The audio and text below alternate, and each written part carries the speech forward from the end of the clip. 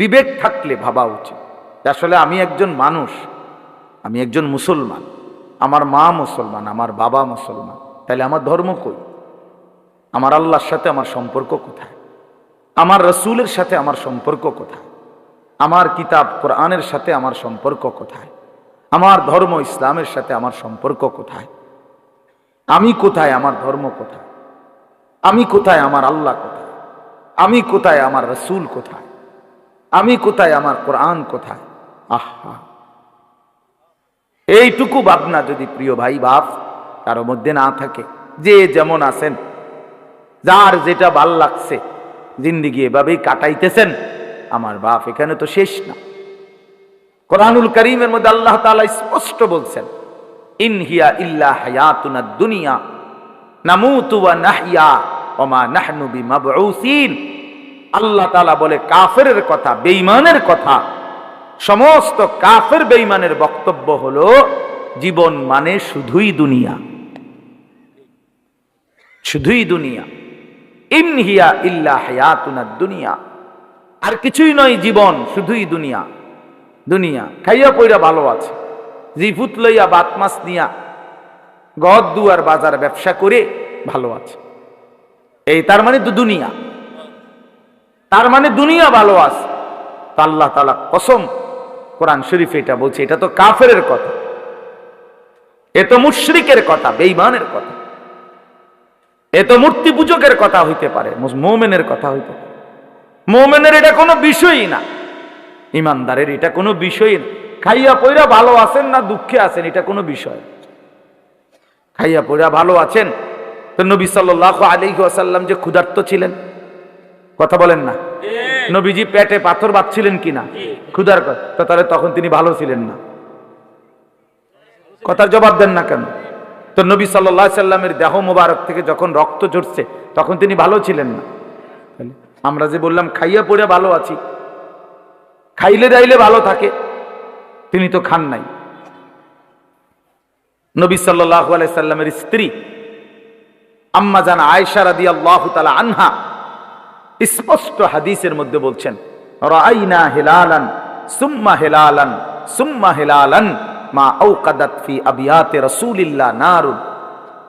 তিনি বলেন আমরা এক চাঁদ দেখলাম, ওইটা ডুবলো, আরেক চাঁদ উঠলো, ওইটাও ডুবলো, আরেক চাঁদ উঠলো, এভাবে 3 চাঁদ মানে 3 মাস আমাদের ঘরে অতিবাহিত হলো। আমরা 9 জন নবীজির স্ত্রী ছিলাম, কারো ঘরে, হযরত আয়েশা বলেন, এই 3 মাসে চুলায় আগুন জ্বলে নাই। মা আওকাদাত ফি আবিয়াতি রাসূলিল্লাহি নারুন, কোন আগুন জ্বলে নাই। তাইলে প্রিয় বন্ধু, 3 মাস যার ঘরের চুলায় আগুন জ্বলে নাই, রাসূলুল্লাহ সাল্লাল্লাহু আলাইহি ওয়াসাল্লাম এবং তার স্ত্রীদেরকে নিয়ে তিনি, হাদিসে স্পষ্ট আছে, আম্মা জান আয়েশা বলছে, জিন্দেগি তাইলে কেমনে কাটাইছি, আত-তামারু ওয়াল মা, খেজুর এবং পানি পান করে, এটুকু দিয়েই 3 মাস, সকাল দুপুর বিকেল সন্ধ্যা, প্রতিদিন প্রতি রাত একই খাবার, শুধু খেজুর শুধু পানি। তো এটুকু দিয়ে তাইলে রাসূলুল্লাহ সাল্লাল্লাহু আলাইহি ওয়াসাল্লাম ভালো ছিলেন না? সাহাবায়ে কেরাম ভালো ছিলেন না? নবীজির বিবিরা ভালো ছিলেন না? তো আপনি কেমনে হিসাব মিলাইলেন? আপনি মুসলমান কেমনে হিসাব মিলাইলেন? ফুদ বিদেশ পাঠাইয়া, মেয়ে বিয়ে দিয়া, বাড়িতে গদ্দুয়ার কইরা, এখন ভাত মাছ চাল ডাল খাইয়া আপনি ভালো আছেন? এতটুকুতেই ভালো থাকা এক মুসলমানের হিসাব? এটুকু না বাপ, মুসলমান এটাকে হিসাব বলে না। খোদার কসম, এটা মুসলমানের কোনো হিসাব, এটা বলার কিছুই না। এগুলো সহজ বিষয়, ভাত মাছ কোনো আমনের বেড়াগিরির কিচ্ছু নাই। এ তো আল্লাহ তাআলা বলছে, বান্দা আমি জমিনে যাকে সৃষ্টি করেছি তার জন্যই আমি নির্ধারিত রিজিক, এ তো আমি কুত্তারও রিজিক দেই, এটা একটা শিক্ষার ধরনের কি আছে? এ তো সাপ বিচ্ছু শুকর জন্তু জানোয়ার কীট পতঙ্গ, আফ্রিকার জঙ্গলের প্রাণী, আটলান্টিক মহাসাগরের তলদেশের প্রাণী, হিমালয় পর্বতের চূড়ার প্রাণী, সকলকে আমি রিজিক দিচ্ছি। এ তো আশ্চর্য কিছু না বান্দা, এক একজনকে আমি এক এক রিজিক দিচ্ছি বন্টন করে, এটা তো তেমন কিছুই না। যৌন চাহিদা পূরণ তো সবার হচ্ছে ছেলেরা, তুমি রাত দিন মোবাইলে তোমার শাহওয়াত পূরণ করো, তোমার মনের অবৈধ লিপ্সা, নারী ছবি দেখে উলঙ্গ দৃশ্য দেখে মনে করছো না রে ভাইয়া, এ তো জানোয়ারেরও পূরণ হয়, কুকুরেরও তো বাচ্চা হয়, কুত্তারও তো ছাও হয়, কুত্তারও তো বাচ্চা হয়, সেও তো যৌন চাহিদা পূরণ করে। তাহলে এটুকুই জীবন, শুধু এতটুকুই জীবন আমাদের। একটা রাত পুরাপুরি কেটে গেল মোবাইল দেখতে দেখতে, একটা দিন পুরা কাইটা গেল মোবাইল দেখতে দেখতে, 8 ঘন্টা জীবন থেকে চলে গেল বন্ধুদের সাথে গল্প করতে করতে। এটা মুসলমান?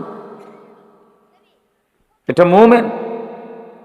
তোমার কোনো মা নাই, তোমার কোনো বাপ নাই, তোমার কোনো আখেরাত নাই, কেউ তোমারে বানায় নাই, তোমাকে কোথাও ফিরতে হবে না, হাসরের ময়দানে দাঁড়াইতে হবে না।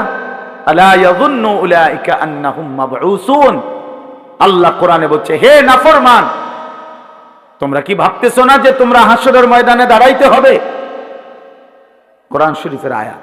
আলা ইয়াযুন্নু, আরে কি হলো বান্দা, কতক্ষণ হলো, কতদিন হলো নামাজ পড়ো না? কতদিন হলো,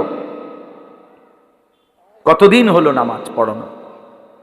আল্লাহ তাআলা জানতে চাইছে কোরআন, আলা ইয়াযুন্নু উলাইকা আন্নাহুম মাবউসুন। আমার বান্দা কি হলো তোমার, তুমি কি হাসরের ময়দানে উঠবা না? কেমনে দাঁড়াইবা তখন? ফাকাইফা তাত্তাকুনা ইন কাফারতুম ইয়াওমান ইয়াজআলুল বিলদানা শিবা। আল্লাহ বলে, বান্দা এই যে দিন রাত আমার নাফরমানি করছো, সেদিন হাসরের ময়দানে তুমি কেমনে বাঁচবা? যেই দিনের একদিনে হাসরের মাঠে দুঃখ যন্ত্রণা পেরেশানিতে, খোদার কসম আল্লাহ বলে, একদিনেই হাসরের মাঠে যন্ত্রণা আর আযাবে আর অস্থিরতায় কোলের বাচ্চা বুড়া হয়ে যাবে। একদিনে। আজকে ওই এখন আমি যখন এখানে আসতেছিলাম, আমার ঢাকার এক পরিচিত মানুষ, উনি বলতেছে যে হুজুর আমি এই, উনি হজ উমরায় লোক নেয়, তো কইতেছে কই এ হাজি সাহেব গো, এই কথাবার্তার ফেসালি শুনতে শুনতে মনে হয় যে 1 মাসে বুড়ো হয়ে গেছে, এটা দিবনি, এমনি হয়েছি নি, হেমনে হয়েছি নি, কথাটা বুঝছেন?